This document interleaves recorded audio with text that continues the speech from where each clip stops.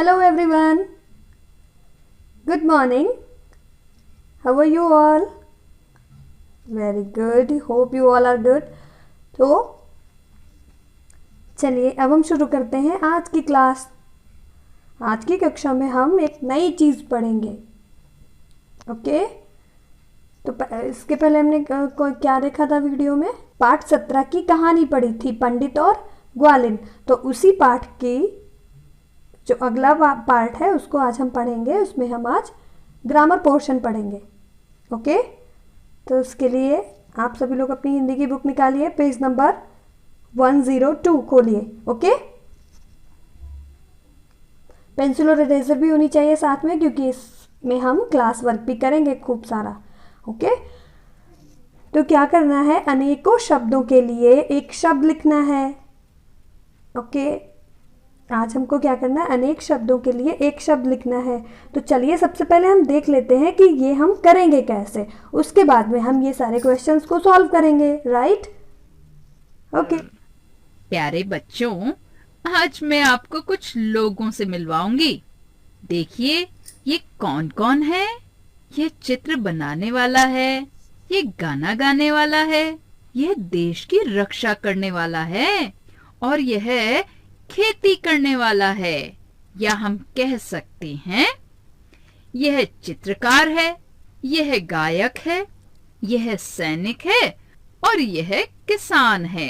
दूसरी बार मैंने कम शब्दों में अपनी बात कही, फिर समझिए। जो चित्र बनाए चित्रकार, जो गाना गाए गायक, जो देश की रक्षा करे सैनिक, जो खेती करे किसान। यानी कि मैंने अनेक शब्दों के लिए एक शब्द का प्रयोग किया। कम शब्दों में बात कहना भी एक कला है। इससे बात आसानी से समझ आ जाती है।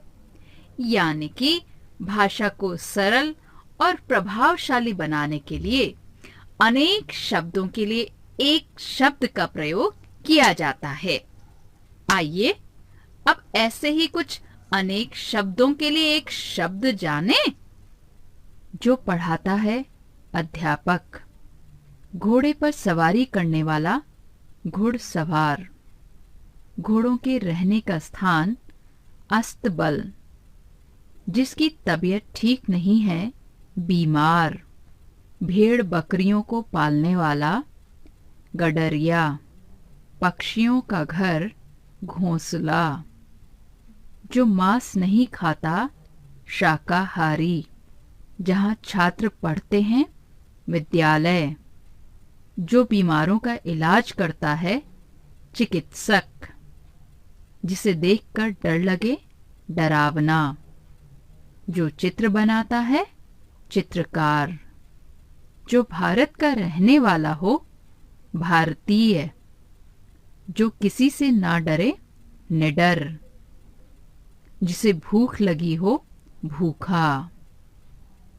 लालच करने वाला लालची, जिसमें दया हो दयालु, तरह तरह के रंगों वाला रंग बिरंगा, जो मांस खाता है मांसाहारी, जहाँ पुस्तक रखी जाती है पुस्तकालय, जो आलस करता हो आलसी, जो आज्ञा मानता हो आज्ञाकारी।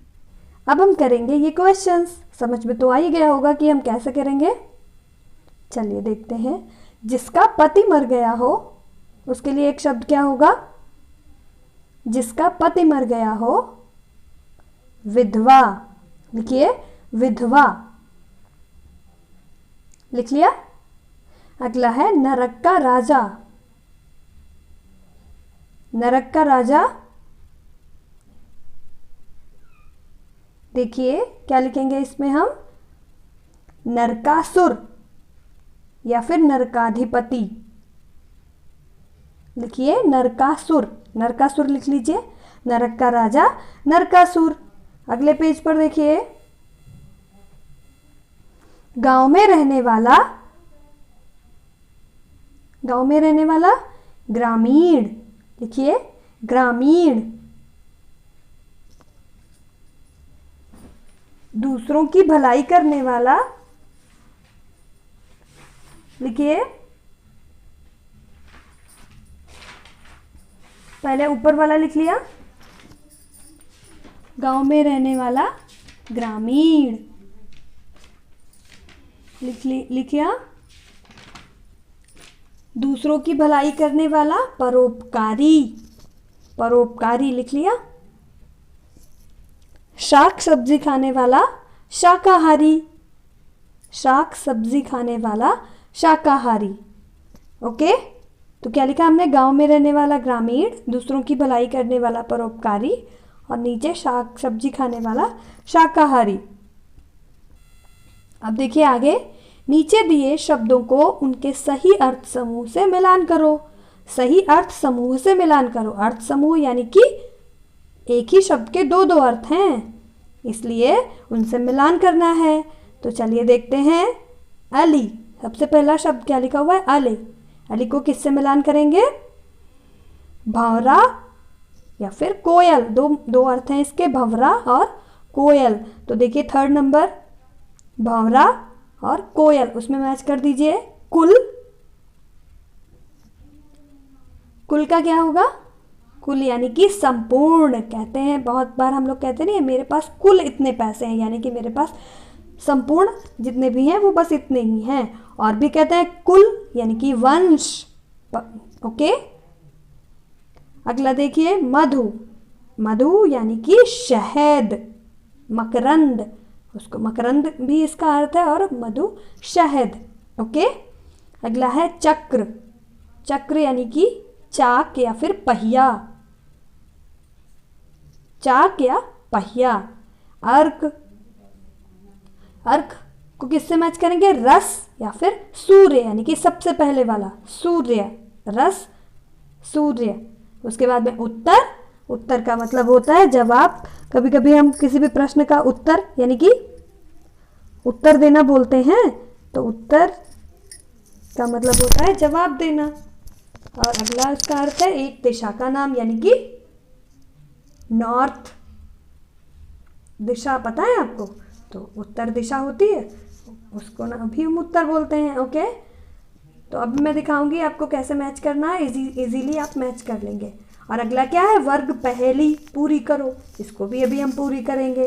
क्या आपने बिल्कुल थोड़ा सा प्रयास किया इसको करने का? कोशिश करी? नहीं की? Very bad. आपको करनी चाहिए थी इसकी कोशिश, तो एटलीस्ट करते आप। चलिए देखते हैं क्या है। क्या लिखा हुआ है? बाएं से दाएं। जो इधर के जो संकेत दिए हुए हैं इनको हमें बाएं से दाएं की तरफ देखना है, और जो इधर वाले हैं, जो राइट वाले हैं, इनको हमें ऊपर से नीचे की तरफ देखना है। तो चलिए देखते हैं। जैसे नंबर एक नंबर देखिए कहाँ पे लिखा हुआ है? नंबर 1 लिखा हुआ है पहले वाले कॉलम में। ओके, प, उस पे 1 नंबर भी लिखा है, 3 नंबर भी लिखा है, यानी कि 3 नंबर स्वतंत्र का विलोम शब्द, और पहले वाले में उत्थान का विलोम शब्द। तो उत्थान का विलोम शब्द हमें कैसे लिखना है? हमें बाएं से दाएं की ओर लिखना है, यानी कि लेफ्ट से राइट। और जो स्वतंत्र है 3 नंबर, उसका अर्थ हमें उसका विलोम, स्वतंत्र का विलोम हमें कैसे लिखना है? ऊपर से नीचे की ओर। समझ में आया? गुड। तो देखते हैं पहला, यानी कि उत्थान का विलोम शब्द है पतन। तो इसमें लिखिए त न, बाएं से दाएं की ओर त न, पतन। और ऊपर से नीचे की ओर स्वतंत्र का लिख लीजिए विलोम शब्द परतंत्र। पा तो लिखा ही हुआ है, फिर रा लिखिए, ता लिखिए, फिर अंक की मात्रा, फिर त्र, परतंत्र। लिखिए परतंत्र। लेफ्ट से राइट में पतन और ऊपर से नीचे परतंत्र। लिख लिया? गुड। अब देखिए नंबर 2, सुख का विलोम। कहाँ पर, कौन से वाले कॉलम में 2 नंबर लिखा हुआ है? वेरी गुड, सेकंड वाली लाइन में, सेकंड कॉलम में लिखा हुआ है। तो दुख, सुख का विलोम क्या होता है? दुख। सबको पता है, सुख का उल्टा दुख। तो दुख को हमें कैसे लिखना है? बाएं से दाएं की ओर, यानी कि दू लिखा हुआ है, ख लिखना है हमें, खाली ख। तो दुख लिख दीजिए। Okay, good. अब देखते हैं नंबर 4, वीर का विलोम शब्द। नंबर 4 देखिए पहले कहाँ पे लिखा हुआ है, सेकंड नीचे से जो दूसरी वाली लाइन है उसमें जो सेकंड वाला कॉलम है उसमें लिखा हुआ है का, और का पर 4 नंबर भी लिखा हुआ है। तो हम देखते हैं वीर का विलोम शब्द क्या होता है, कायर। और इसको करना कैसे, बाएं से दाएं, तो कायर लिख लीजिए, यार, कायर। Very good. फिर देखिए नंबर 5 उपकार का विलोम शब्द। अब नंबर 5 देखिए कहाँ पे लिखा हुआ, उपकार का विलोम शब्द सबसे ऊपर लिखा हुआ है लास्ट वाले कॉलम में। देखते हैं क्या करना है इसमें। नंबर 5 में उपकार का विलोम शब्द क्या होता है, अपकार, अपकार। तो प का में बड़ा की मात्रा, कार, अपकार लिख लिया। Very good. तो इसमें कायर का र और इसमें अपकार का रा एक ही हो जाएगा। ओके। अब देखते हैं नंबर 6 व्यय का विलोम शब्द। ऊपर से नीचे की ओर लिखना है व्यय का विलोम शब्द। तो नंबर 6 कहाँ पे लिखा हुआ है, आ पर, जो बीच में कॉलम है आ, उस पर 6 नंबर लिखा हुआ है, तो उसके नीचे हम क्या लिख देंगे, य, आय। व्यय का विलोम शब्द होता है आय। ओके। अगला है नंबर 7 प्रकाश का विलोम शब्द। तो प्रकाश का क्या होता है विलोम शब्द, अंधकार। तो आ जो सबसे नीचे लिखा हुआ है अंग, अंग लिखा हुआ है, उसमें धकार लिखना है, धकार, अंधकार। ओके। और ये जो रेड वाला कॉलम है ये ऐसे ही ब्लैंक रहेगा। तो चलिए अभी मैं आपको दिखा देती हूँ कि आपको करना कैसे है। ओके, चलिए देखते हैं। देखिए बच्चों, ये बिल्कुल वैसे ही ब्लॉक्स बने हुए हैं, आपको बस समझना है। बिल्कुल वैसे ही, आप जल्दी से लिख लीजिए। ऐसे ही हमको करना है। देखिए नंबर 1 पे लिखा हुआ है पतन, और नंबर 3 वाला परतंत्र। ओके। नंबर 2 पे देखिए दुख लिखा हुआ है, दुख लिख लीजिए। नंबर 5 अपकार।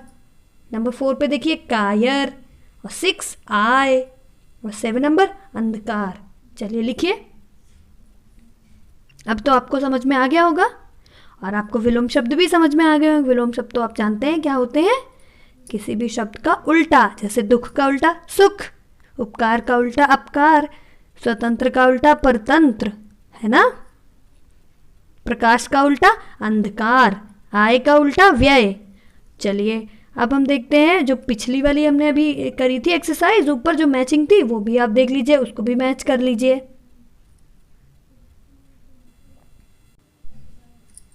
ओके, चलिए इसको भी मैच कर लीजिए। ऐसे ही करना है।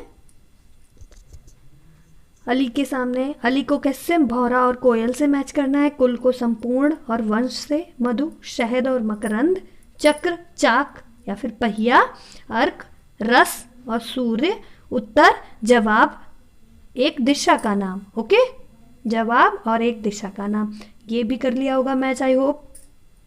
ओके बच्चों, तो चलिए अब हम फिर से देखते हैं बुक में क्या लिखा हुआ है। अब आगे थोड़ा सा बचा हुआ है, ये भी कर लेते हैं। पढ़ो और समझो, इसको खाली हमें पढ़ना है और समझना है। कभी कभी हम लोग प्रचलित भाषा में हम लोग ये सारी चीज़ें बोलते हैं। जैसे नीचे लिखा हुआ है, ये प्रचलित उक्तियां हैं जो किसी तुलना के लिए प्रयोग की जाती हैं। ये प्रचलित उक्तियां हैं जो किसी भी तुलना के लिए प्रयोग की जाती हैं। जैसे दूध सा सफ़ेद, अर्थ हुआ वह इतना सफ़ेद है कि जैसे दूध होता है, दूध के जैसा सफ़ेद। ऐसे ही बोलते हैं ना कि वो तो इतना सफ़ेद था, बिल्कुल दूध जैसा, है ना। और फिर देखिए ताड़ सा लंबा, ताड़ खूब लंबा सा एक पेड़ होता है ताड़ का, तो उसी प्रकार से लंबा। जब हम किसी लंबे व्यक्ति का एग्जाम्पल देते हैं, उदाहरण देते हैं, तो उसमें हम क्या लगा देते हैं, ताड़ सा लंबा। वो कितना लंबा है, बिल्कुल ताड़ जैसा लंबा व्यक्ति। रुई सा कोमल, रुई सा कोमल अर्थात वो इतना कोमल है, कोई भी चीज़ इतनी कोमल है कि जैसे बिल्कुल रुई हो, है ना। रुई तो बहुत ही कोमल होती है। सागर सा गंभीर, सागर सा गंभीर, जब कोई व्यक्ति गंभीर होता है तो क्या बोला जाता है कि ये बिल्कुल सागर जितना गंभीर है। सागर यानी कि समुद्र। कोयले सा काला, कोयले सा काला यानी कि सबसे काली कौन सी चीज़ होती है, कोयला। तो अगर किसी काले की हमें तुलना करनी होती है तो हम क्या कह देते हैं, वह बिल्कुल कोयले सा काला है, ये वस्तु बिल्कुल कोयले सी काली है। पत्थर सा कठोर, और पत्थर कितना कैसा होता है, बहुत कठोर, बहुत मजबूत, तो वो उसमें हम क्या बोलते हैं, ये बिल्कुल पत्थर सा कठोर है। चांद सा सुंदर। तो सबसे सुंदर क्या है? चांद। तो अगर जब हम किसी सुंदर वस्तु की तुलना करते हैं तो उसको हम चांद से तुलना कर देते हैं। चांद सा सुंदर। लहरों सा चंचल। लहरों सा चंचल यानी कि लहरें बराबर चलती रहती हैं, आती रहती हैं। तो हम जब किसी चंचल वस्तु का या व्यक्ति का उदाहरण लेते हैं तो उसमें हम क्या कहते हैं? लहरों सा चंचल। ओके बच्चों, तो ये थी हमारी आज की एक्सरसाइजेज। आई होप आपने कंप्लीट कर ली होंगी। अगर कुछ थोड़ा बहुत रह गया है तो यही आपका होमवर्क है कि आपको अपना सारा वर्क कंप्लीट कर लेना है और इस कहानी को दोबारा से ज़रूर पढ़ लेना है। और जितने भी क्वेश्चन आंसर्स हैं उनको भी पढ़ लीजिए और हर चीज़ को खूब अच्छे से समझ लीजिए। ओके, सो तब तक के लिए bye and take care everyone.